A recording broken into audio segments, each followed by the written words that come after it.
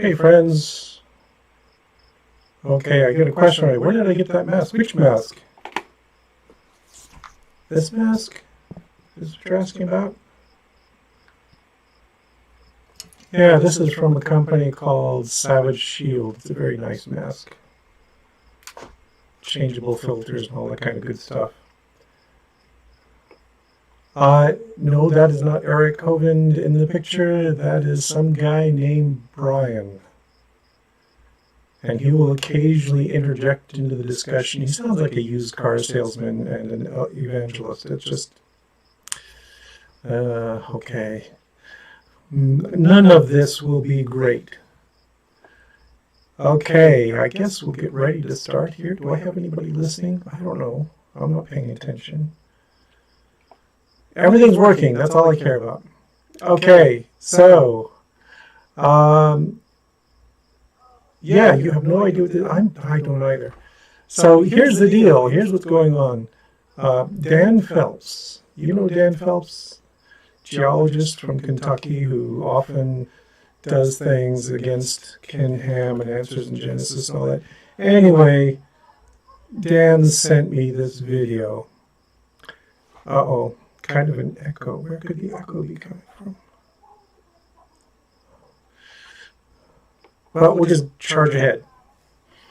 Okay. Oh, there's Dan. Hi, Dan. Yeah, so Dan sent me this video, and I went through it, and all of it is stuff that, almost all of it is stuff that I am totally familiar with, and I could just see how infuriatingly wrong these guys are. I mean, there's a long section where they talk about abortion, okay. He's going to talk about some papers in fish development and evolution. And I'm just saying, hey, I know this stuff. What is this guy saying? Yeah, there's some stuff about DNA structure, a bunch of other things. As you can see here, I have taken extensive notes. So, yeah, I've got all the answers right here in this little, yeah, so I just scribbled up some notes so I wouldn't forget what I'm supposed to be talking about. Anyway, so here's what we're going to do. I'm going to start this video up. I will probably periodically stop it and squawk and shriek and say, oh, that was so bad. But we'll see how it goes here. This is also a test because I'm running OBS.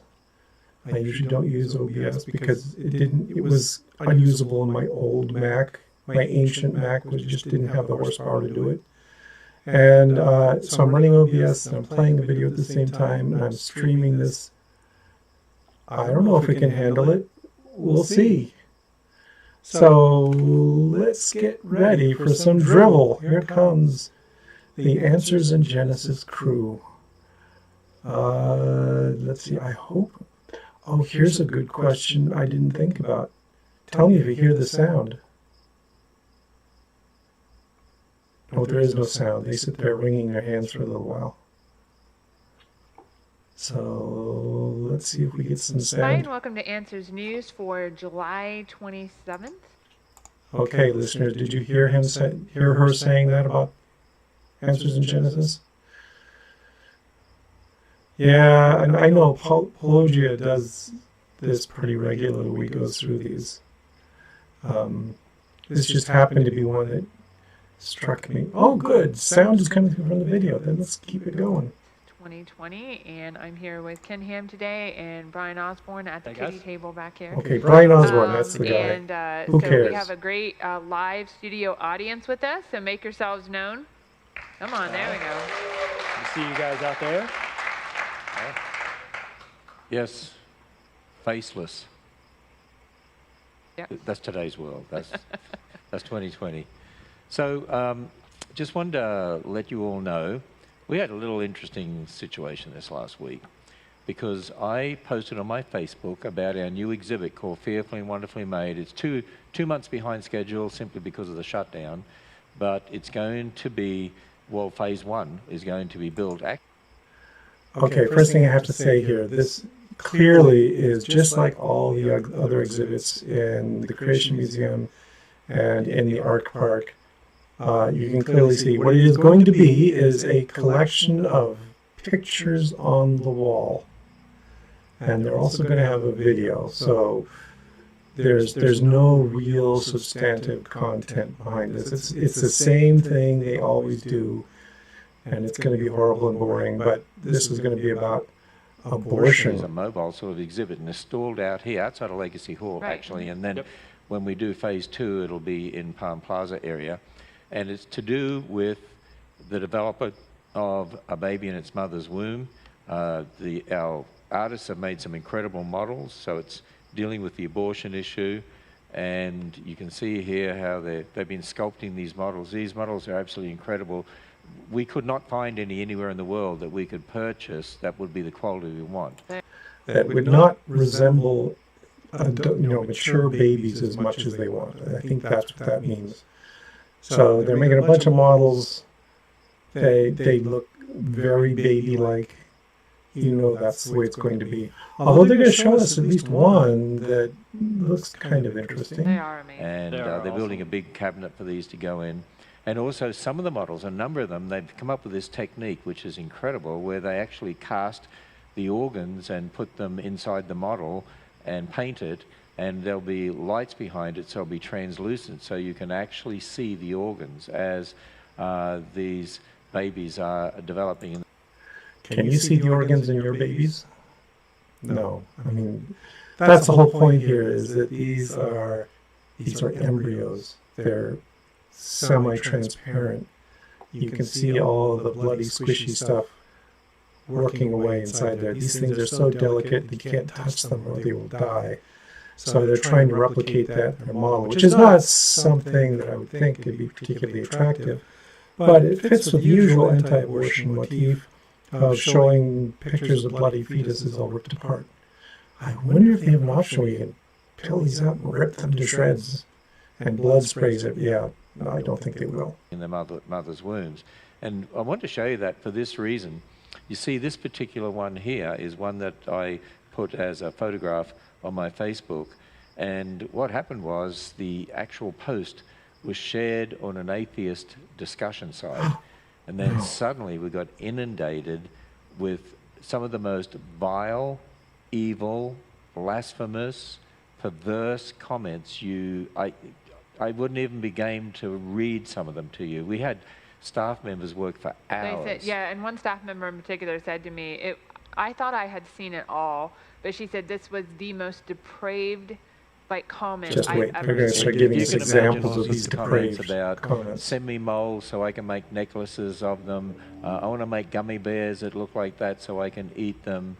Are they edible? I mean, it was... Doesn't that sound horrible?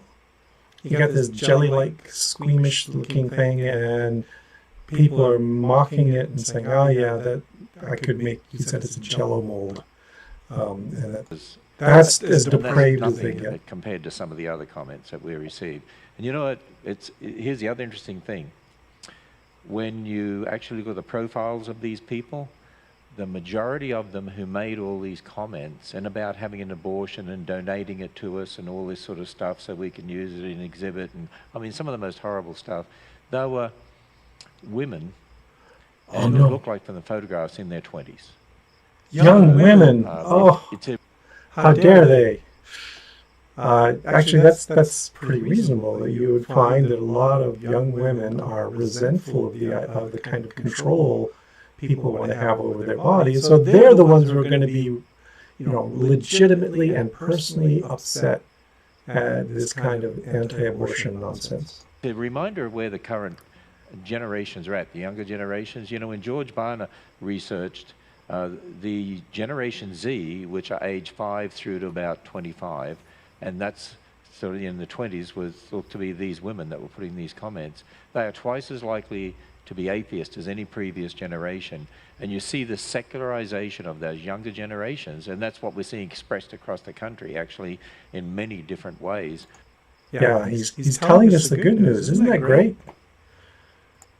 Okay, another complaint that my mic is echoing. I don't know what to do about that because I got the headphones in.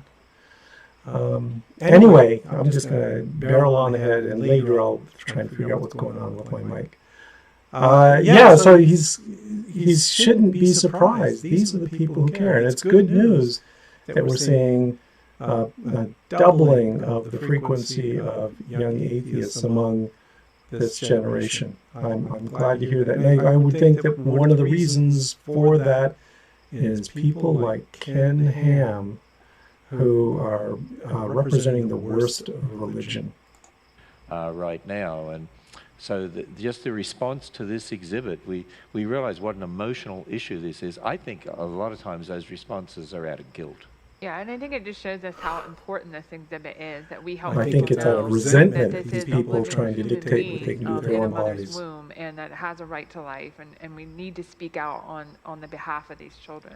And of course, we'll be going through it in a lot of detail in regard to the development of the child, but not just that, but even starting with, talking about DNA from the mother and the father, the unique combination, and that this is not a part of the mother's body. That's another thing. A lot of the comments were saying, it's my body, I can do what I want with it. But Georgie, you've spoken on this, haven't you, as a geneticist, and it's not the woman's body. It's a distinct human individual from the chromosomes from mom and the chromosomes from dad that has never been seen before. So there's just no way it can be a parasite, as some of them would say, or just a part of mom. It's distinct.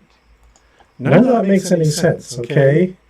The fact that we have a unique combination of genes and chromosomes is not at all relevant to whether this is a human being, because every organism has this. And by the way, thank you very much, Joshua. Thanks for the... I don't think I've ever had a super chat before. Wow. Okay, anyway, so... so this is a non sequitur that she is making that's totally irrelevant to the argument. And some of them made some nice comments about me too, but if you want to look at one of them, you can go to my Facebook today. I made a post about that this morning, and actually that particular person said Ken Ham should be Facebook or recorded. Twitter because But if I'm you think locked. about her comment, she was actually admitting that what's developing in a mother's womb is a life, is a human being. So she actually did the opposite of what she was trying to do. And she didn't want you to be alive, evidently. No, she didn't want me to be alive. This is that old argument. Nobody disagrees with this. Yeah, the embryo is a human embryo, and it is alive. It is not, however, a person, and it doesn't have the full rights that we give to a functioning, born individual. So this is, again, irrelevant. Right, so Which, by the way, just those comments and how awful they were, I think really shows an active suppression of truth. They're working hard to suppress the truth inside of them, that this is a person, God's word is true, et cetera, et cetera. So anyway. All right. On to our first story. Okay, so we always do one story that's a little bit of fun at the beginning. Lightning strikes just behind Statue of Liberty in dramatic video, and we have the video there. Okay, big That deal. power storm or the video? Pretty cool. Is that God's judgment?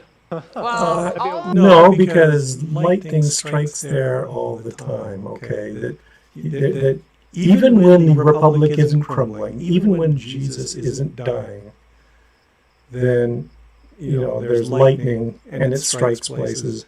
So this is it's short at least, but it's a totally when we were stupid talking about this segment. video ahead of time, we all literally wrote the same things on our papers. That this is very symbolic, right, of what's happening in the U.S. today. That our liberties are being struck down, and It's so I hope, symbolic of the Lady corruption of Liberty there, Donald Trump, remain right? standing. I hope we It could be remain symbolic of just standing. about I hope anything. we as Christians fight for our rights and our freedoms here in the U.S.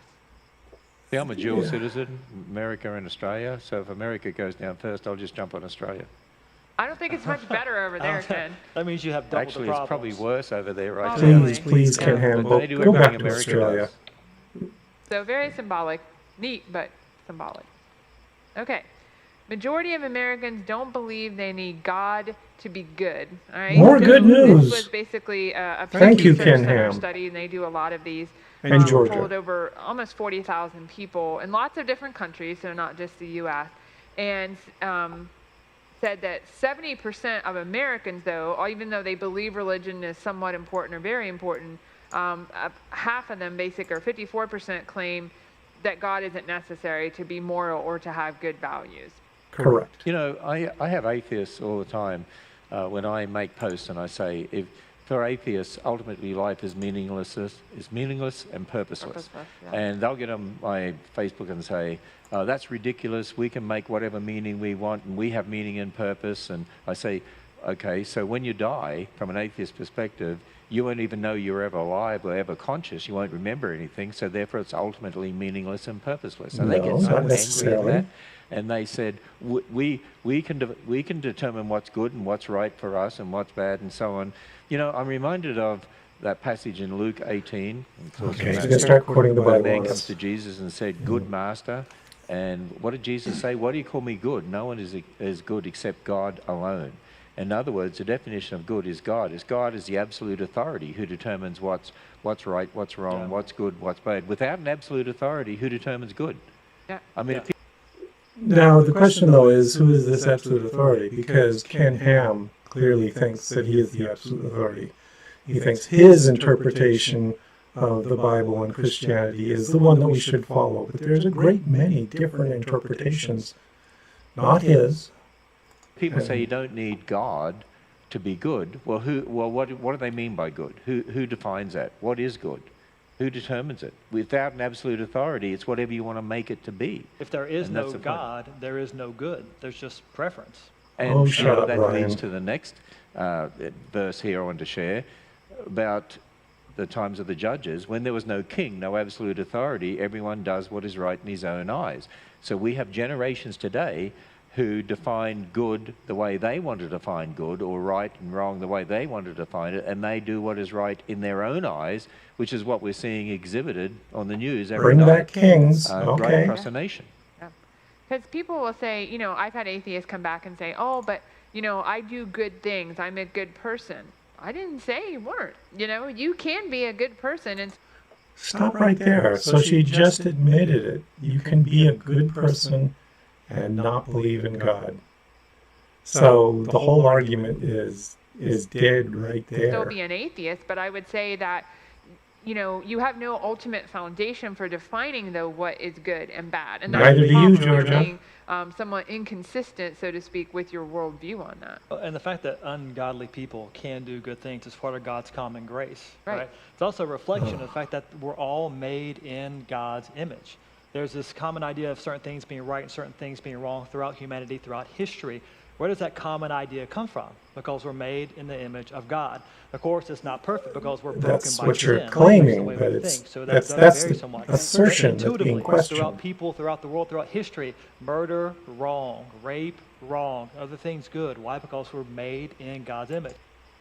How about if murder is bad because we are human beings who would rather not be murdered, and we're capable of empathy and recognizing that other people would not want to be murdered as well. So we put together a set of laws to protect everyone.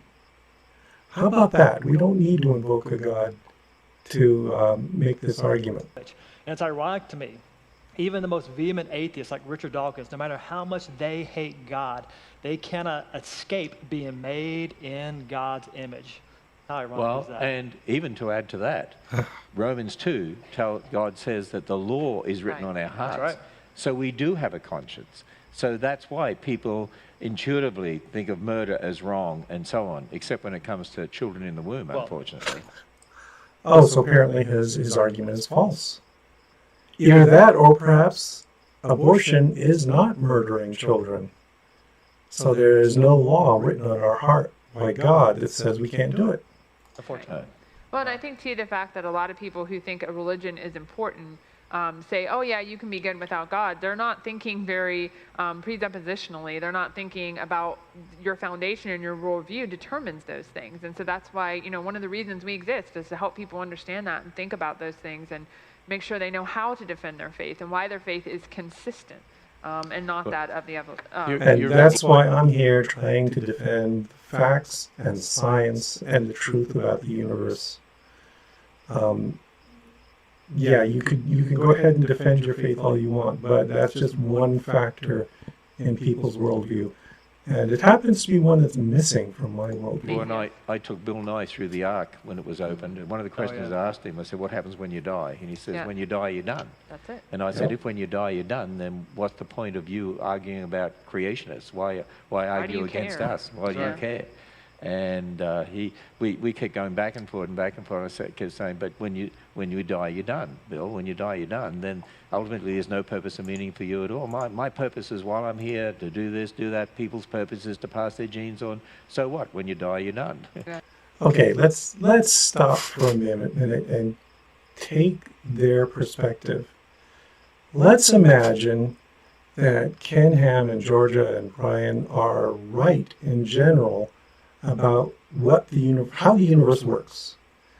That we get this brief moment of time when we're alive, and then we have an afterlife that is eternal.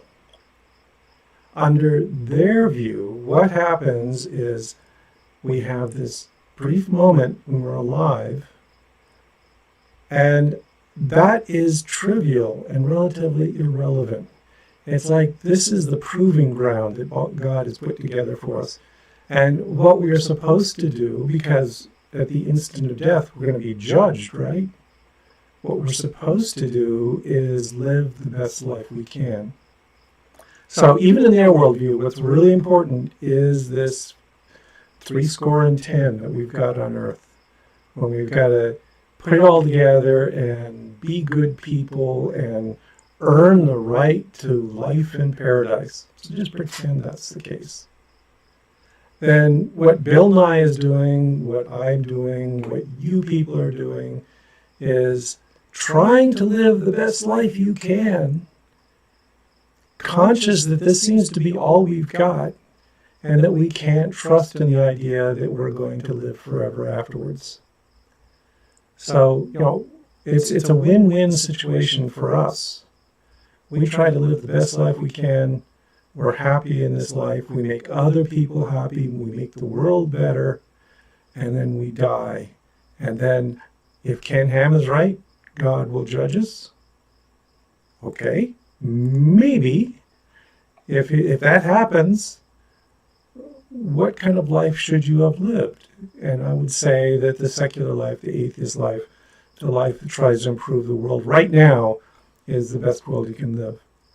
And if Ken Ham is wrong, well, we've left the world better than when we entered it, right? So what's wrong with that? This seems like the optimal solution to the problem is just to live a good life now without concern for what happens in an afterlife. All too often, the Ken Ham sort of morality seems to be, I'm going to do what I have to do now so that I can live forever and be praised by Jesus, rather than doing good for good's sake. So their morality does not impress me. And we just kept going back and forward like that. Yeah. By the way, Georgia, to jump on what you just said a second ago, Jen on YouTube here comments, she says to us, thank you for all that you do. God help more people to begin speaking up. And that's really the passion of our ministry, is to equip Christians to speak up, to stand on the Word of God and to defend their faith, to proclaim. You're not doing a very good job, Brian. Yep, definitely. Your faith is looking pretty We stupid. got our fans here. Love you, Mr. Ken, Mrs. Georgia, praying for you all daily. Oh, and Mr. Brian. Oh, They included you too. thank you, whoever that was. I appreciate that. All right, China orders Christians to replace crosses and images of Jesus Christ with portraits of communist leaders. Okay, this next section I don't have too much to say about, because I actually agree with these guys that a totalitarian government is oppressing people on the basis of their belief, and this is not a good thing. Even as a secular person, I don't think that should be happening. So, in essence, this is nothing new because this has been going on for a while in different parts of China. And they really want, what the Communist Party really wants to do is to replace God. I mean, they want to be God to them. They want the people to turn to them for help instead of God himself, instead of Jesus Christ. Right. And I'm going to ask a question here. Could this happen in America? Yes, it's happening right now. In the United States, there's quite a bit of assumptions going on that we're all going to be Christians, and we're going to follow the Christian faith, that we're going to stand up and pledge allegiance to the flag and all this other nonsense. So yeah, we've got our own version, perhaps only slightly less totalitarian than China, of this kind of doctrine, this dogma. And Christianity is part of that dogma. I believe it could happen overnight in America, depending on who is in control. It is. This Christian persecution complex, right now they control the presidency, they control the Supreme Court, they control the Senate. That our government is loaded with religious people who are trying to impose their views on the rest of the country.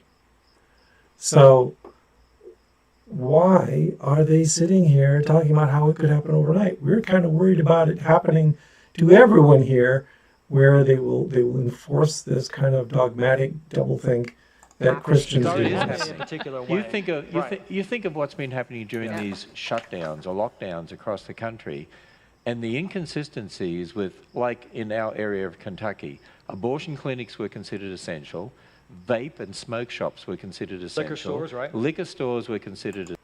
Now, wait, the thing is with these kinds of institutions is that they have a small bunch of customers or clients. Either that or they're essential services, like an abortion clinic is an essential medical service. So that's why those remain open.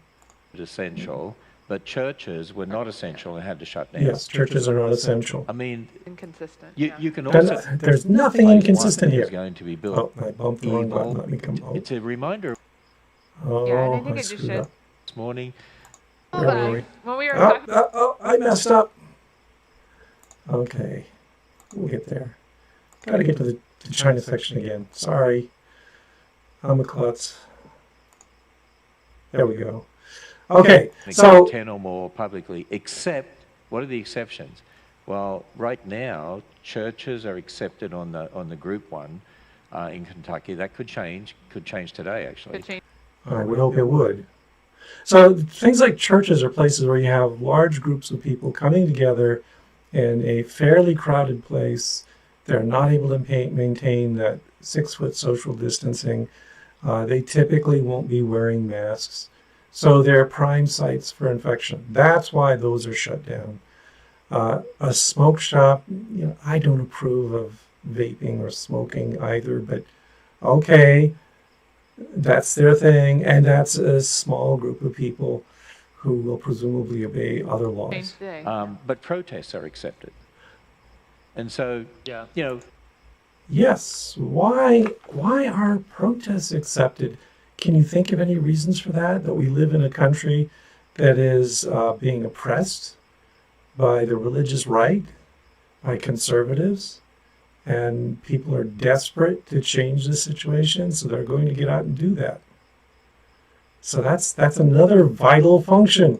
we can't have physical greets here like physical meet and greets like we used to. I'll also except mention that what I've seen in the protests, everyone's wearing masks. We'll have an We'll evolution protest. We'll say So it's they're a doing what protest. they need to. And we'll give everyone signs. We're Yeah. protesting evolution. Then we can do whatever we want. We'll have a daily Okay. protest every day here at the Ark. Yeah. I mean, Yeah. that's the inconsistent, the hypocrisy of Right. it all. Right. You just Yeah. think about it. Yeah. But it's not really a surprise when we think about the persecution happening, though. The church has been persecuted since it came into existence. Here right? we go. And sinners are being sinners. That's what sinners do. Persecution There's an complex. interesting quote, though, from one of the people enduring the persecution in China. They said this: "The government is trying to eliminate our belief and wants to become God instead of Jesus."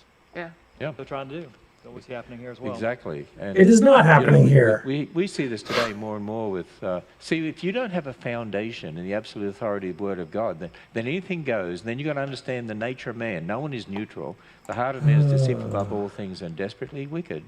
And people want to be their own God. Yep. If you think of Genesis 3, what was the temptation to Adam and Eve? Did God really say, in other words, don't believe God's word, right? Trust yourself. You will be like God. You will become your own God. You be your own Sounds God. good. You decide right and wrong. You decide what you want for yourself. You want to be your own little God.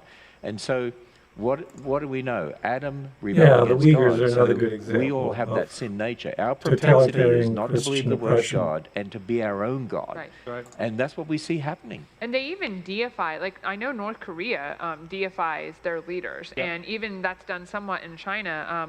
Jinping is considered, the president of China, is considered a Buddhist deity by some sects of Buddhism, and so they actually literally elevate. You know, have you seen the stuff where they treat Trump as the son of God, the new prophet, the new coming, all this kind of stuff? We can find examples of this kind of behavior, this kind of very religious worship of the leader here in the United States. elevate So them to the point of deity. deplore it that they here are to as be well as in worshipped, and they China. want the people to go to them for help. And it's just a way of control, right? And that's why, when we read these articles and we see what's happening here in America today, these same kinds of things are happening, and it's why we have to be so careful. So I want to challenge us all and challenge everyone watching online and challenge everyone here as an audience.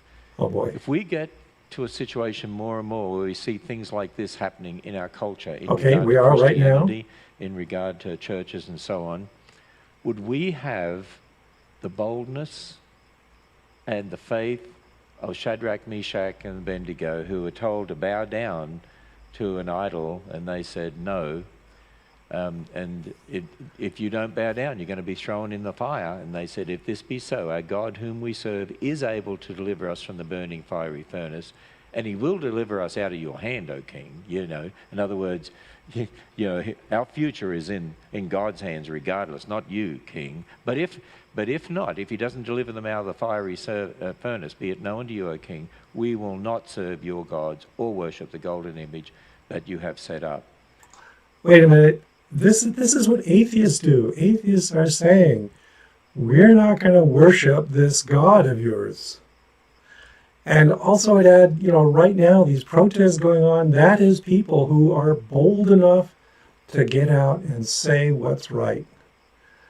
But Ken Ham is not going to approve of them. He's not going to approve of the atheists who reject the worship of gods of any type.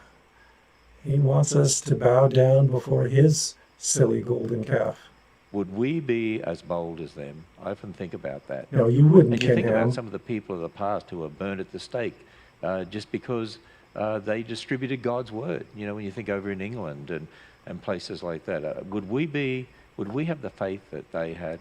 Been thrown to the lions in the time of the Romans? We think we got it bad now. We don't throw people to the lions anymore. Instead, we shoot them with rubber bullets, and we throw tear gas at them, and we beat them up in the streets, and we drag them off to jails. Yes, the oppression is going on right now.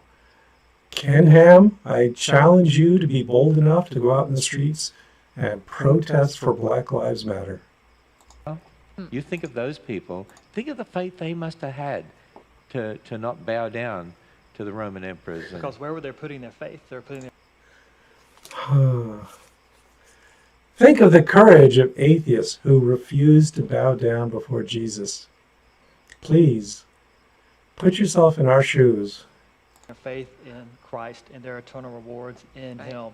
It was interesting in 1 Peter chapter 2 this morning in my 37 hours of private quiet time. I was reading through that. 1 Peter is about him actually writing to persecuted believers in a particular time and encouraging them to put their faith in Christ. Does anyone else think And Brian as is really elect boring? Exiles, they're foreigners in this world. And he told them this, he reminded them as believers, even though you're persecuted, you will not be put to shame. Although you suffer here, eternally you'll be victorious in Christ. Put your hope there no matter what. I thought it's a good encouragement for us today. Dan Well, Phelps it's going to be pointed out interesting to see what happens that because Ham there's has somebody here who received said Grace PPP Community money. Church, John MacArthur's A church, lot had of its it. first indoor service yesterday. He's not sacrificing in anything. California there, despite Governor Newsom's ban on indoor services, and the worship center was nearly full. Yeah. Well, there's a lot of churches that are doing that in California now, Yeah. so it's going to be interesting to see what happens What here. happens, yeah. All right, single letter change in Okay, this is where it gets interesting because she's going to start talking about zebrafish research, and it's kind of annoying because she gets so much of it wrong. And Ken Ham is totally clueless. He's going to be a total idiot here. DNA unlocks insights into spines evolution. So this has to do with the zebrafish, which is used a lot for research purposes. And Yep. you have to laugh at the first sentence, though. It says about, there's this chance mutation in the zebrafish has opened a little window into our own fishy past, okay? Well, that's not quite right. Well, first of all, I got to mention she's reading a summary from some popular website. If you want to see what the scientists actually say, skip that and go right to the paper. And the paper does not say that. So supposedly, because of this mutation in the spine, it doesn't develop like zebrafish normally do. It develops like a fishy ancestor of us that is in the fossil record, but is no longer around. She's missing a key part of the story, which is that it develops like us. That's the Okay. idea. I'll let So, her hang herself a Clear as little mud, more. right? so one mistake, Yep. one letter in One letter DNA. change. How many letters are there in DNA in our chromosomes? There'd be 3 billion base pairs, so 6 billion total. So 6 billion. So one letter has a problem, and it causes a deformity in the fish, Right. Right. right, in the spine. Oh, But over millions of years, mistakes like that caused everything to evolve. Yep. Well, that's their idea, yeah. So millions of mistakes make things better. So, yeah. According so, to evolution, yeah. That, Yeah. see, it no, I got to explain this. Okay, let me take a moment just to explain what actually happened in the paper, what they're actually describing.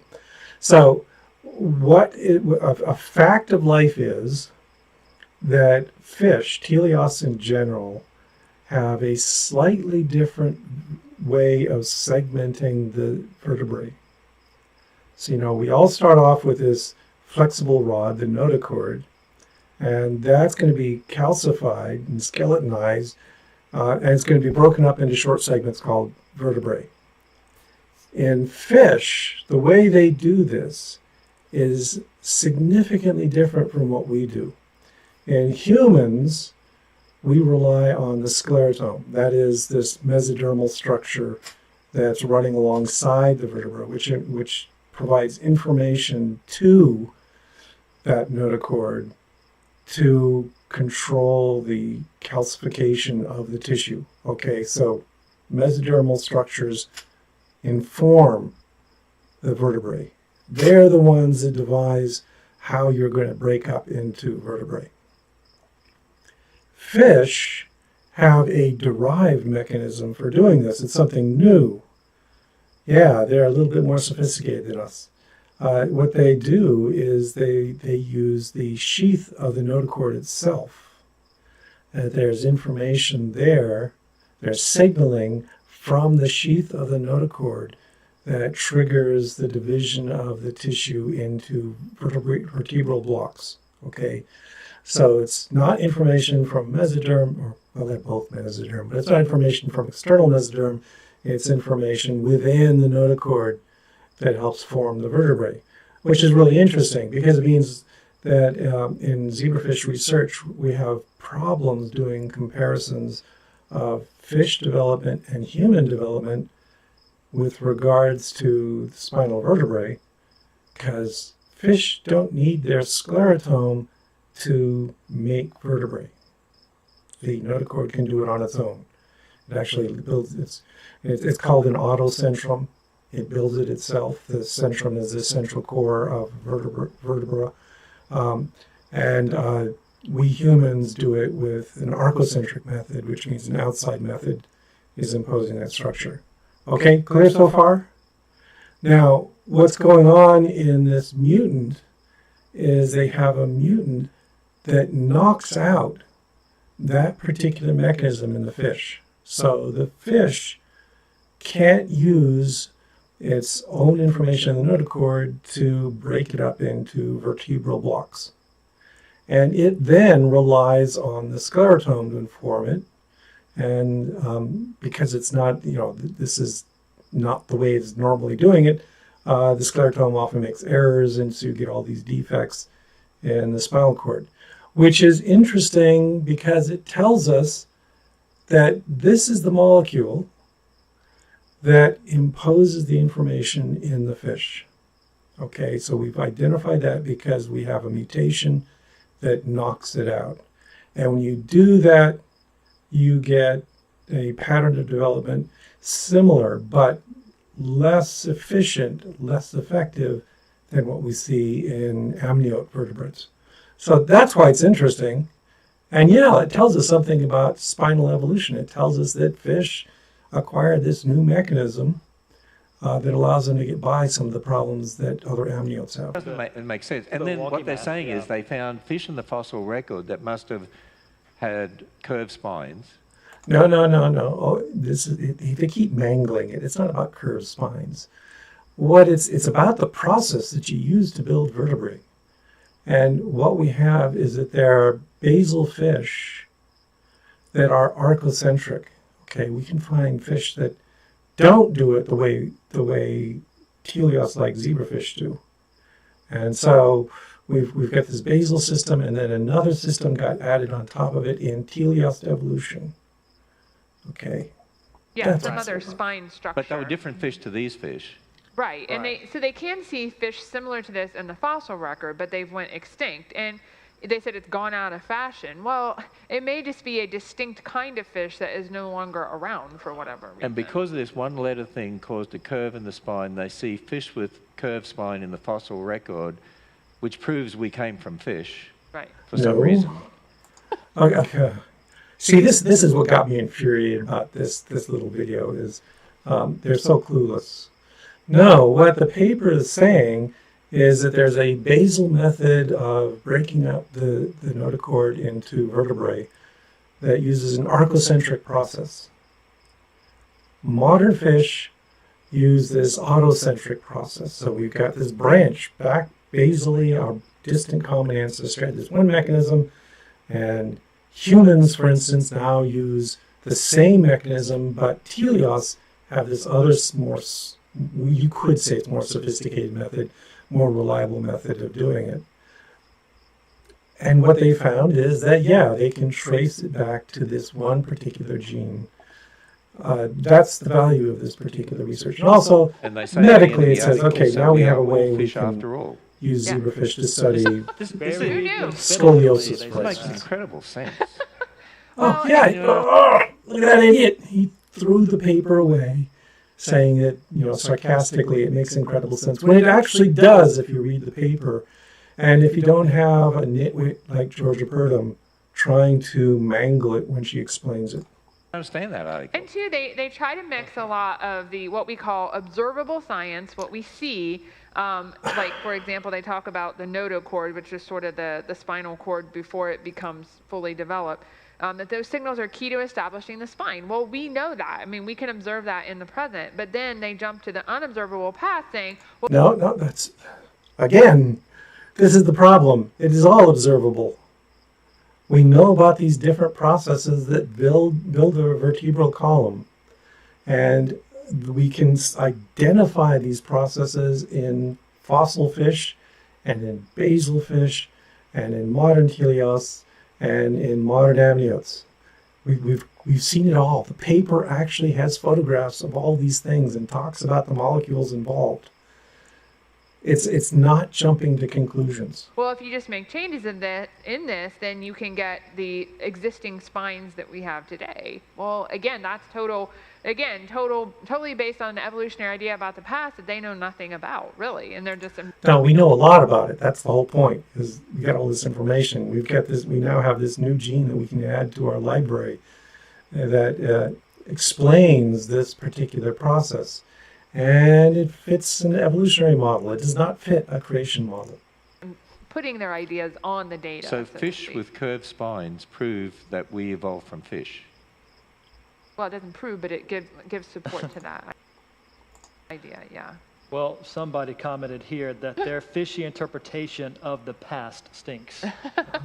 Yes, it does. I would say that's for Well sure. said, whoever that was. Well, do you remember when I went to school, in our textbooks, we had diagrams by Oh, no. Ernst Haeckel, who was that German Yep. who actually popularized evolution in Germany. He was a Right, personal friend to right. Charles Darwin. And he had these diagrams showing that we go through the fish stage and the stage reptile and- stage, Yeah. fish stage with gill slits. Who remembers being taught I that saw or that. seeing that? Seeing a number. Bullshit from these guys. Okay, they didn't learn this in school. This is an interpretation that they imposed on the evidence that they were given. I'm about the same age as Ken Ham. Okay, I'm a little younger and a little prettier, but we went through school at about the same time. And no, that this is not true, that the old textbooks, I've looked through them, typically had a section on Haeckel as a historical summary of what was going on. And they also plainly say that Haeckelian recapitulation is false. It's not a good model. But, you know, people who think shallowly and don't really understand what they're reading, like this trio here, read it and think, oh, this just told me that we went through a fish stage and a reptile stage and a... no, that's an old idea that's long been discarded. Well, he even doctored his diagrams because we don't go through a stage with gill slits. Oh, So yes, we do. We actually do. We go through a stage where we have these branchial arches that are sometimes called gill slits, these particular structures that, you know, those embryos, those model embryos he's putting together for his display that he talked about earlier, they're going to have them if they're all accurate. So yeah, we have them. The question is, why do we have them? And it's just because this is the process that we use to build a face, and it's hanging on because completely revamping the foundation of facial construction is not feasible, is not a practical process in evolution. So we make do with old schemas to build our faces. he It's a doctored them fraud. based on evolution. It's Right. a fraud. It's a known scientific fraud. Even the evolutionists would admit it's a fraud. But What Haeckel did was fraudulently distort his pictures to make it look like they fit a recapitulation series. But the fact of the existence of things like gill slits is not fraud. It's actually, I could go over to my lab right now where I have a lot of prepared slides, and I could pull out a slide of a frog, of a human, of a chick, and they would all show that they have branchial arches, gill slits, that kind of structure. I've taught developmental biology, and we pop open chicken eggs, and there it is. You can see all these structures right there. It's not fraudulent to say that vertebrates go through this pharyngula stage where they have pharyngeal arches and gill slits and all that. That's anyway, good, then. Yeah. now he's been vindicated because we found curved spines. Yeah. Oh, It's just the same story. It's just the same thing over and over again, right? Because they're trying to prove what they believe. So, wait a minute. That's what you do. Oh boy. yeah. And by the way, All right. Georgia, that's a really good point. Just to note one more time, you see these same arguments happening again and again and again. They may feel new if you've shut up, seen Brian. them before, but they're not really new. Right. Yeah, if you read the article, there's no evidence for evolution or anything like that. Yes, It's just there they is. find this, and then they say, And Ken Ham did not read the article. because we believe in evolution and we came from fish, therefore they try to put that in there, and then they end up with, and you'll see the tentative wording. So we probably have shown this, or perhaps, or maybe, or whatever. Therefore, it's true. Yeah. All right. Quadruple stranded DNA seen in healthy human cells for the first time. Did So you pick this article out? I did not pick this article, okay? Someone else picked it, but they knew I was on today, That's true. obviously. So I love this Dr. stuff. Purdom has a PhD in genetics, so Yeah. you can tell she's Yeah. getting I excited. geek She out about DNA doesn't this know sort of anything, thing. though. Because what it shows is that DNA is so much more complex than we ever imagined. No, because the biologists have been saying for decades, for a century, that DNA is surprisingly complex. There's all kinds of things we don't understand about it. So this is We nothing say the new. more that we know, the more we know that we don't know a lot of stuff. Doesn't Ken say that too? Yeah. Yeah.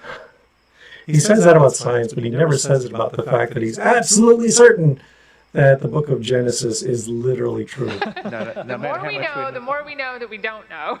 no matter how much we know, we don't know how much more there is to Yeah, know anyway. Which means exactly. no matter how Same much we idea. know, we don't know how much we do know or don't know in relation to whatever there is to Yeah. know, whatever that is. Yeah. Which means we don't know much. Yeah. Ken, And it means Yes, Ken Ham, you don't know much.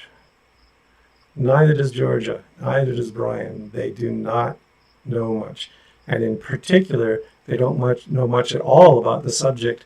They keep blasting in these kinds of little videos. you don't know much. how do you know Well, that? no. It means we are excited about discovering what's out there. And this structure, basically, it has to do with the base guanine that's in DNA. And actually, it can form kind of a quadruple, so to speak, structure where you've got 4 strands of DNA, so 2 double helixes that can kind of pair sort of with each other. And I think it has a lot to do with regulation. So I always tell people DNA is more than just a string of bases. It's a 3-dimensional structure. And the more that we understand DNA, the more we see there's just these layers and layers of information. And some of it is actually encoded within the actual structure itself, not just a string of bases. It's incredibly. Okay, so she's right so far. This is true that there is a good chunk of DNA that's dedicated to regulation, that DNA has a 3-dimensional structure. I would also say that this paper is not too surprising. Quadruple-stranded DNA that's mentioned here, this article is just saying it was found in humans for the first time. It's been long observed in cancer cells, and it was shortly after the Human Genome Project, which would make it somewhere like 20 years old, this observation, that DNA has the potential to form these quadruplex structures. Let's see, you can actually find it on Wikipedia. I'll let me jump there. There's a picture of the structure. So what you see is just this, the DNA can loop around on itself, and then the guanines can base pair with themselves to form this quadruplex structure. So it's kind of opening up the DNA. You got to separate out the single strands to do this. So we're changing the shape of the DNA in these particular regions. It's also really common in telomeres. Telomeres have a very intricate structure, very elaborate sequence, lots of hairpin loops and folds and things like this. They also have this kind of quadruplex structure in places. So yeah, I would agree with her. It's certainly going to be something that's important in regulation of DNA. There have been observations that the formation of quadruplex DNA can both inhibit gene expression, if it's in the right place, and it can also open up the possibility of gene expression. Complex. Oh, yeah. And they think they know a lot now. This is probably nothing compared to what there still is to know. Remember, Yes, you keep saying this, Ken. Yes, there's a lot left to know. That's why we do science. It's why we're not creationists. It's because we recognize that there's a huge volume of information out there that we have yet to acquire, and that we cannot get it by memorizing a 2,000 or 3,000 year old book. Okay. the time they used to talk about junk DNA, Oh, yeah. and they said Oh. because of evolution, this is all left over from evolution, it's junk DNA. And now what do we know? It's not junk. Oh, Georgia, you're such an embarrassment to your degree. No, it is junk. We know that it is junk. We've done experiments, like for instance, you can experimentally remove big chunks of it. It has no effect on the expression of genes, has no morphological observable effect on the individual. Lots of work have been done in embryonic mice like this. We've done lots of comparative studies. You can find closely related species. You can even find individuals within the same species that have very different sequences of junk DNA, which says, no, this is just kind of irrelevant. It's random stuff in there. So no, we know it's junk. Okay? We know that roughly 5% of the genome is functional. 5 to 10%, let's be generous. But the rest of it doesn't seem to do much of anything. It's important in regulating. I mean, if you think about it. No, do not confuse junk DNA and regulatory DNA. Regulatory DNA is not junk DNA, has never been defined as junk DNA, has always been recognized as distinct and important. It is just not RNA encoding DNA. It's just, well, sometimes it is. It's complicated, as Ken was saying. Everything about DNA and gene regulation and how we generate gene expression. We have the same DNA in every cell of our bodies, but yet they are distinctive cells, right? And distinctive We also have the same junk DNA in all of our cells.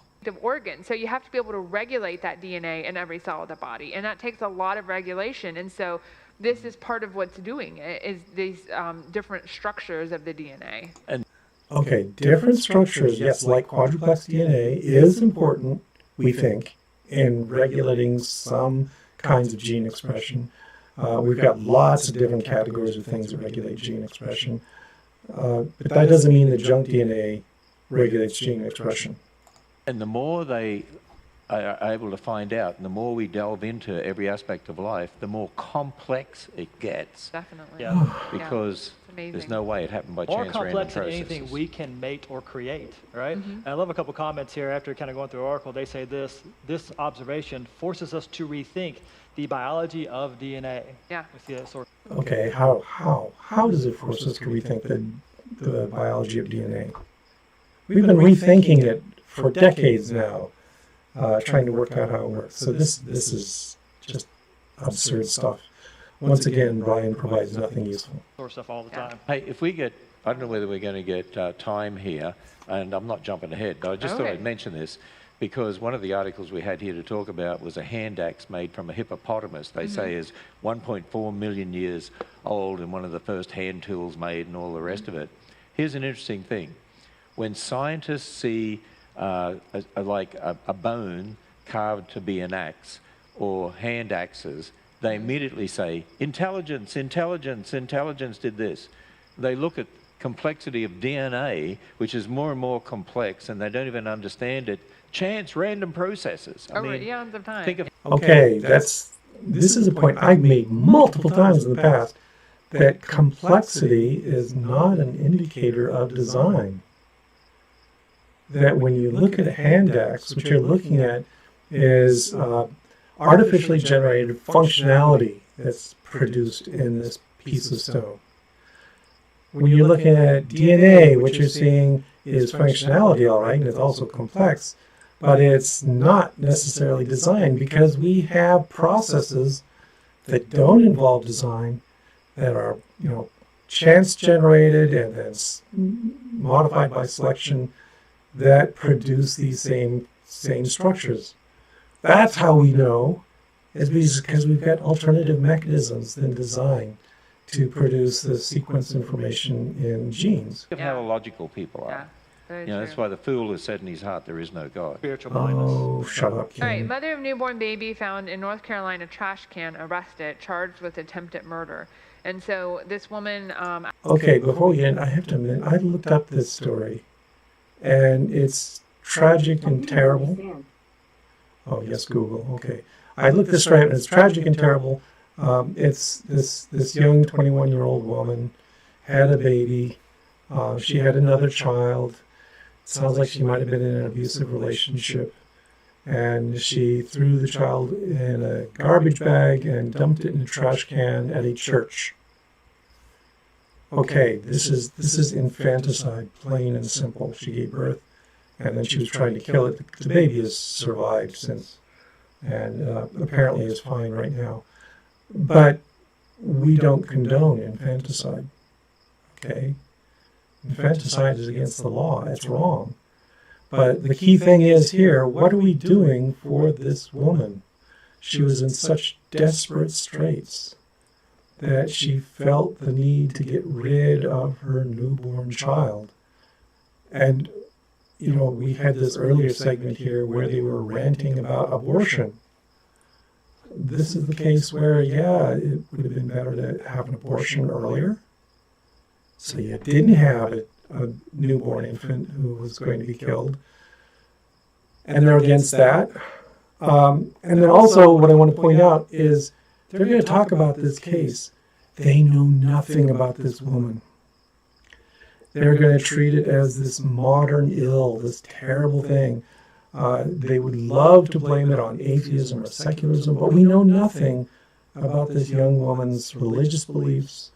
We know nothing about her situation other than the bare minimum. So this whole segment is just these terrible people, these three horrible, awful people, pounding on this poor woman who is no doubt guilty of infanticide. I will agree with them on that.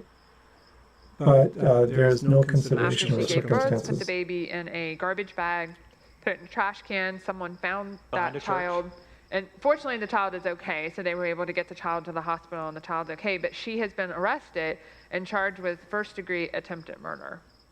See, the thing that gets me with all of this is that, you know, is it Virginia, the governor there, Yeah. who said if a baby happened to be born alive from being aborted, that it should be left to die, Yeah. right? But That is referring to extremely premature babies, where it can cost hundreds of thousands of dollars to keep them alive. They often have lifelong problems. So, you know, I don't entirely agree with the sentiment that the governor expressed, but I can sort of understand it. And it's not as simple and cut and dried as Ken Ham would like you to think it is. here we have someone who gives birth, and she left it to die, and what she did was wrong, of course, but that's considered murder, but the other one is not. If it's done in an abortion, it's okay. Right.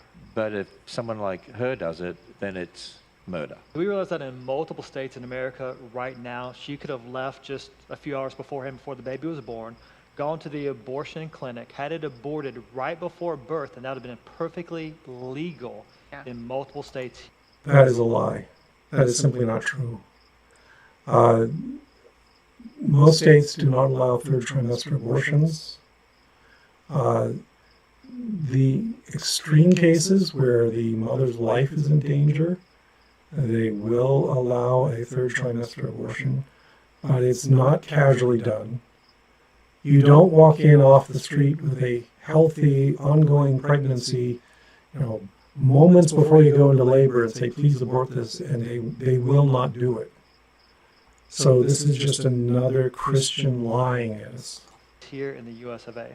And the only difference is the location of the child, right? When you No, the difference is the developmental stage of the child. Is it viable or is it not? Is it healthy or is it not? Is it a danger to the mother or is it not? think about it, it's either in the womb or it's out of the womb. That's the only difference, like, that we're talking about here. It's okay if it's in the womb, but it's not okay if it's out of the womb. It's just inconsistent. Well, and some of them are even saying it's okay if it's out of the Well, womb now. that's true. That's what they're vying for. Yeah, definitely. And this is, you know, the abortion issue is going to be a big issue. It's a big political issue this year, and Planned Parenthood. Yes, this is totally irrelevant to support any kind of behind a evolutionary particular or political atheist candidate argument. because they know that this one Yeah. will support the abortion clinics, support Planned Parenthood. You know, the founder of Planned Parenthood, Margaret Sanger, she's not only a racist, eugenicist, but she said the best thing, actually, this is almost a word-for-word Yeah, quote, I know, the best yeah. thing that a mother in a do. big family could do to a child is kill it. Our infant child is kill it. Yeah. So, yeah, that's Okay. Yes, Margaret Sanger is, let's use the word, problematic. She has got all kinds of issues in her history. She was also a eugenicist.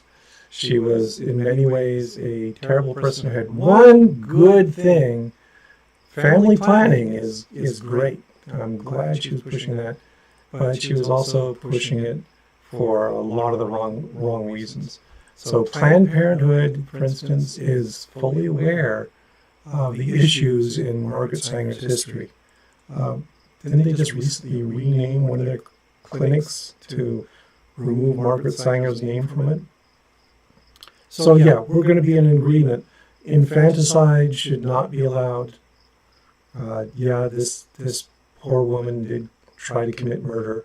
And Margaret Sanger was a racist eugenicist. Okay, given. We're done. that's where we're at, definitely. All right, fertility rate, jaw-dropping global crash in children being born. And so they're looking at the overall world, well, they're looking at the fertility rate in multiple countries, but they're saying if it drops below 2.1, then basically the population is going to start to fall because you have a lot of older people, but not a lot of younger people that can then take care of the older people, and you're not replacing yourself. And they talk about some countries where it has already gone below that 2.1 rate, and right now we're at 2.4 in 2017, and they think by 2100 we'll be at 1.7, which is far below replacement. But wait, I thought we were overpopulated. I thought we were overpopulated. Yeah, when I went Yeah. to university, we studied books on overpopulation Yeah. and all the rest of it. And so, I don't believe that Ken Ham learned anything when he went to school. I'm sorry. Yeah, there are books that were very popular that talked about overpopulation, and in a lot of ways, overpopulation is a real issue. That we're losing a lot of natural environments because people are spreading out and taking them over, and there's a real virtue to the idea of reducing the population somewhat. However, at the same time, we're also aware that people have been very successful at adapting to these circumstances and constantly improving agriculture, for instance, constantly doing a better job of improving the lives of people in their homes, in their cities. So, in a sense, there isn't an overpopulation problem right now. Populations will go up, they will go down. This is just the natural order of things. This is the way it's going to be. And so, yeah, again, this is nothing to panic over, although, of course, the capitalists are very concerned about this because this is going to affect a labor shortage and things like that that they care about. But, one better way to correct the problem of too many people in the world is that we've got a problem of an unequal distribution of wealth, that the top 5% are consuming, 20, 30, 50% of the resources. So if we just had an equitable distribution of wealth, again, this problem would disappear. But yeah, there's going to be I don't changes. understand. If these people don't believe in God, why do they care? Well, He mentioned earlier that Bill Nye was explaining this to him over and over again, that we live our life to the best of our experience, best of our ability in the one life we are given. So yes, we care about the quality of life. That's what this is about. Can we maintain our quality of life with a declining population? And there's nothing in atheist thought, in any kind of secular thought, that says this is beyond the bounds of our consideration. that was my point when I was reading it. I thought, Sure. well, why people don't care anymore about having children? They're considered an inconvenience. What? Lots of people care about having children. I am very happy to have 2 grandchildren right now. I look forward to hearing from them all the time. What is this? What is this inhuman interpretation of how atheists think of the world? We enjoy our lives. We enjoy the lives of our children. We enjoy the lives of our grandchildren. We want the best for our families.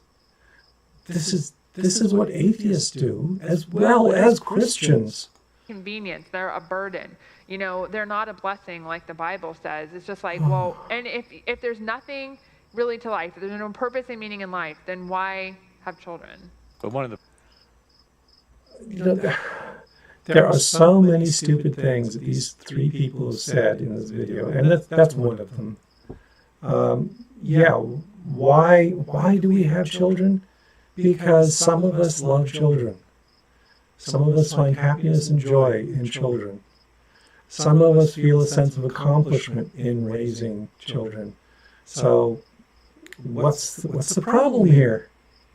The primary importance of marriage is to have godly offspring. No, the prime purpose of marriage is to bring a pair of people together in mutual aid. Let's just put it that way. It's about cooperation. It's about living together. Sometimes they have children. Sometimes they don't. Sometimes people have children without getting married.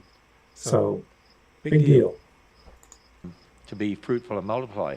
But listen to the last paragraph here. They're quoting this professor. Responding to population decline is likely to become an overriding policy concern in many nations. In other words, this is a big concern, this population decline. It's terrible. It's going to cause catastrophic consequences.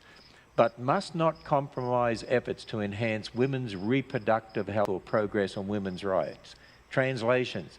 This is a great big concern. But no matter what we do, we want women to be able to kill children in the womb as much as they want to. Oh, Ken Ham. Let me interpret that statement for you. What the professor, yeah, we know professors, you can't trust them.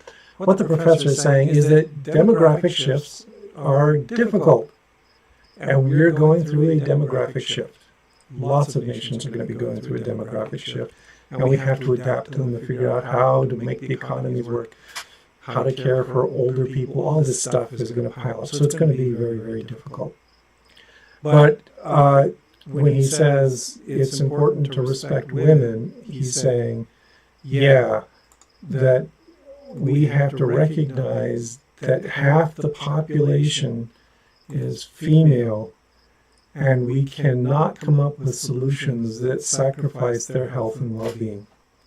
It's that simple. It's not about killing babies. The best way to reduce abortion, of course, is family planning and contraception, good stuff like that, which I don't think Ken Ham is in favor of. Bottom line, they want their worldview, but not its consequences. Right.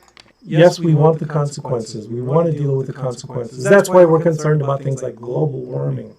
That's why we're concerned about things like population changes. It's because we care and want to make the best transitions we can to a healthier world. Exactly. And the thing is, too, like they act like in the article, well, if you're a woman, it's impossible to have education and a job and children.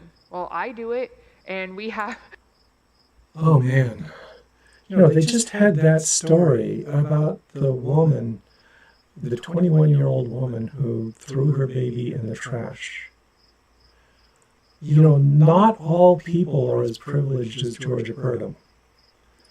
Some people have real immense difficulties that this woman was going through. It's not to excuse killing a baby, but it's to say that things are clearly more complicated than you think. To reiterate what Ken Ham said earlier, not everyone is Georgia Purdom. Not everyone is born to a privileged family and given an education and able to manage all these sorts of things and getting a cushy job at some quack factory like the Creation Museum. So. We have another scientist, female scientist here who does it. We have Avery, who sometimes is on here. She does it. She has 3 children. So it's like, no, that's not right. So it's troubling to see these kinds of things. And we're finally seeing the consequences of, like you were saying, there's been all these scare tactics, global warming, decrease your carbon footprint, all of those things. But yet now what's happening, you realize, like you say, the bad consequences of that. Wait, what are the bad consequences of decreasing your carbon footprint? Is she somehow tying this to, women having fewer children? The reason women are having fewer children is that we're helping more women get educated, that we're spreading the virtues of civilization to more members of society, and they're making informed, educated, intelligent decisions. This is what's going on. Okay. This is cool. I like this article. Oh boy, more fish. Scientists accidentally create impossible hybrid fish. Well, okay. How could it be impossible when it happened?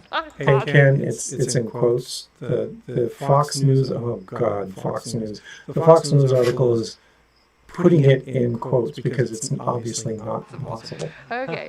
So basically, we're trying to do this thing where they create with the sturgeon. So sturgeons are an important part of economically because that's what gives us caviar. Yeah, you were concerned about that, right, Ken? Yeah, I'm very concerned. Yeah, we have caviar every night. Yeah, definitely. What is it? Isn't it?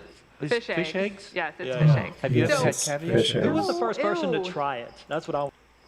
Who was the first person to try chicken eggs? Come on. If you think about chicken eggs, they come out of a chicken's butt and they look kind of slimy and disgusting. Who was the first person to eat those? And caviar is the same thing. It's just eggs. It's nutritionally rich. It's got lots of oils and fats in it. I happen to think it's really tasty, although it's kind of pricey, so I haven't had it very often. Yeah, so what is with this reverse knob Oh, rig? Have you ever Who had saw caviar? that and thought that's a good idea? No, I have not. I don't know no, who right. thinks Yeah. that. Yeah. Who would have ever? A bunch of ignorant. I thought, Okay. oh, look, that looks good to eat. Let's do that. Yeah. Okay. Let's develop So- it into an industry. Okay, let me get to this article. Okay, so right. what they did was they basically are trying to, they were using sperm from paddlefish to basically get the eggs from the sturgeon to basically you get maternal only offspring. Okay, so A they're version not of from the asexual fusion, reproduction? They right? develop from the egg only. Yeah. Right, they developed from the egg only, but they were for a surprise when the sperm actually not only, stimulated the egg, but and formed a hybrid between a paddlefish and a sturgeon. Which they call struttlefish. Yeah, which is a funny Say that name. 3 times, all right? But that means they must be the same kind. That means they must Yeah. be the same Oh, kind. here we So go. they're not members of the same family, but they are members of the same order. And so what we would say, what constitutes a kind, like the Bible talks about kinds in Genesis 1 and Genesis 6, we would say that those are typically falls at the family level when we look at taxonomy. And that means that the members of that same family can basically reproduce with one another. Right.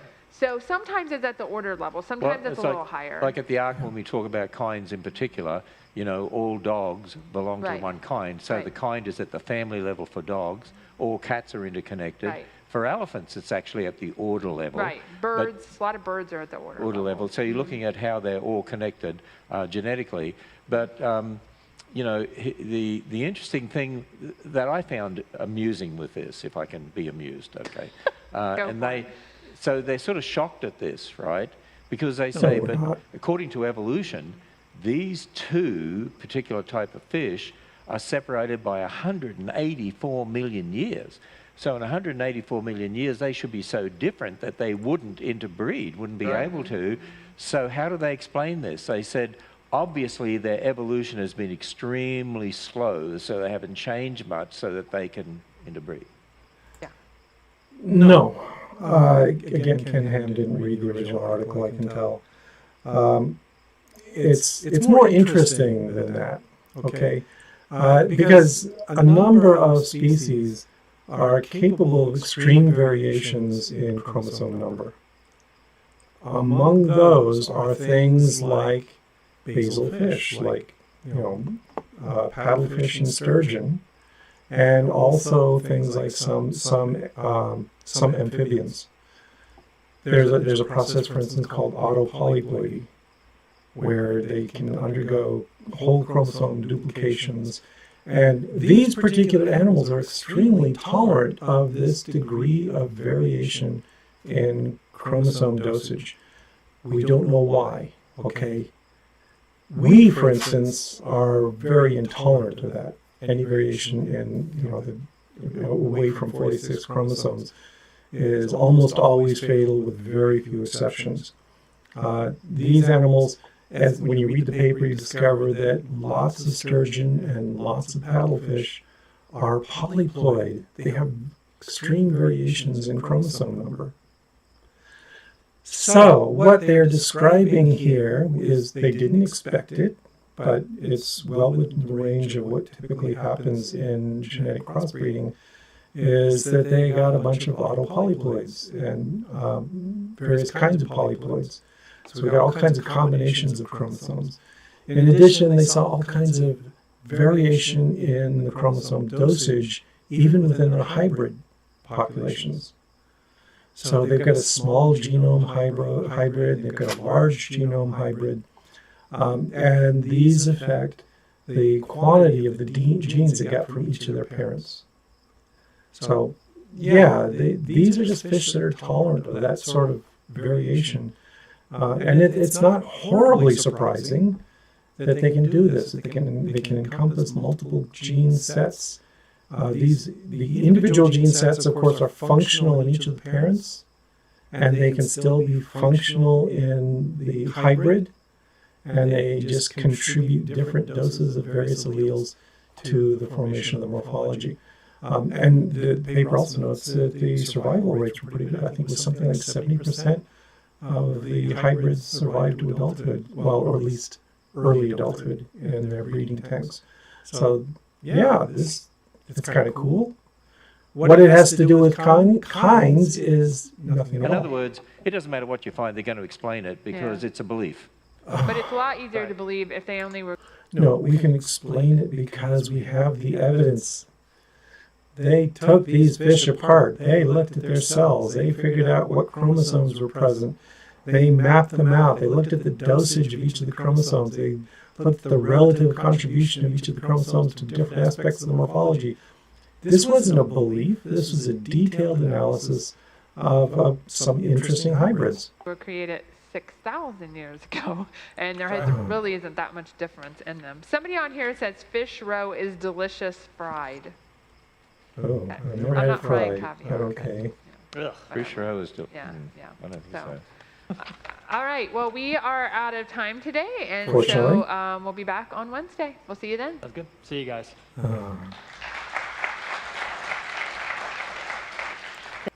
Okay, enough of that. I don't know if I'll come back on Wednesday to this. This was painful. I'll let Paulogia do this more routinely.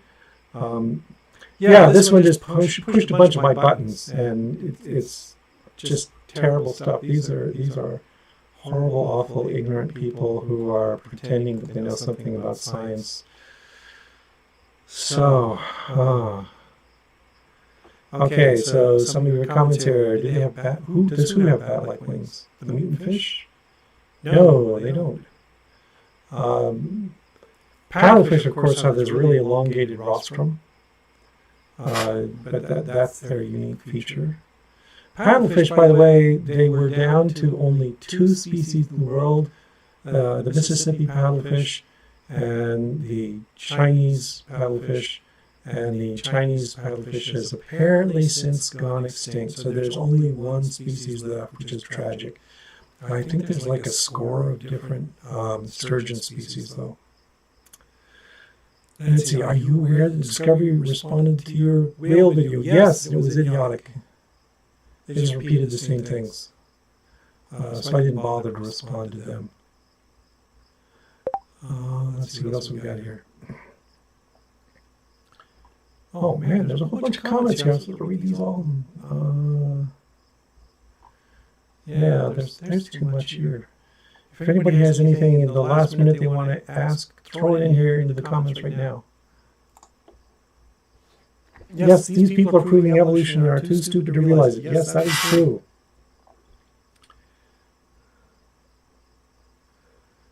Yeah. So that's the thing about these videos where they report on the science, is they simultaneously do a very superficial job of explaining what was going on, as they did with the zebrafish vertebrae mutant story, or they just mangle it, get it all wrong, or they overlook the implications. So like paddlefish and sturgeons being able to interbreed is pretty cool. I mean, this kind of blows apart this whole idea of species or kinds being distinct, that there's lots of evidence that they can come together and we can get all kinds of blending of species. It's actually kind of unusual that humans and other mammals are so resistant to crossing over their genomes with different species. We're very tightly constrained that way, and that's not an ordinary thing. Yes, my sound is bad. I know. I've been tinkering with this on my own, and it's kind of annoying. And I think what it is I've got this Asus computer here that I'm going through, and it's got problems with its soundboard. So, for instance, I get a lot of crackling in my earbuds when I'm using them. So I think the problem is right there in the core computer. The next video, I think what I'm going to do is I'm going to make it in my office where I've got a Mac set up. And one thing about Macs is they have really, really good sound and video.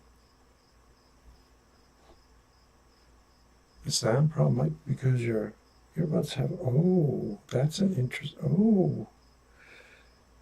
Yes, there is this teeny tiny little microphone in here that should not have been enabled. But I'll check into that and make sure that that's shut off. Okay, next time I'll throw these things on. That should also help. But I said I'm also going to use my Mac and see if the sound quality improves there. Let's see. Am I re-dyeing the beard? I don't know. It's about due for a touch-up. I'm kind of torn on whether I want to just let it go back to my natural boring gray, or touch it up with the purple again, or I don't know. Maybe I should go to a different color. Yeah. I'm going to be teaching online mostly, so it's not like it makes a big difference. So yeah, sound is bad, the beard is bad, everything is bad. Trump is bad. The coronavirus is bad. Don't you have anything good to say, you people? Okay. So I think we've covered the main things here. Okay. I guess this is a good place to let us go then. How I've been talking for an hour and a half. Yeah, it's about time to let us go. So I'm going to stop here. Let me see, I have to go in and end my stream. There's the magic button. So, oh yeah, no, I'm insensitive to snark. Go ahead. Yeah, the heat wave is bad. Okay, this is a terrible note to end it on. Is there any good thing we can say?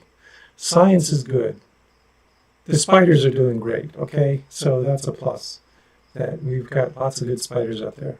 So I'll stop there with happy spider noises, and I'll come back to you later, in a few days, a week, whatever, and I'll try to fix my sound problems. Okay, thanks for stopping by. Talk to y'all later.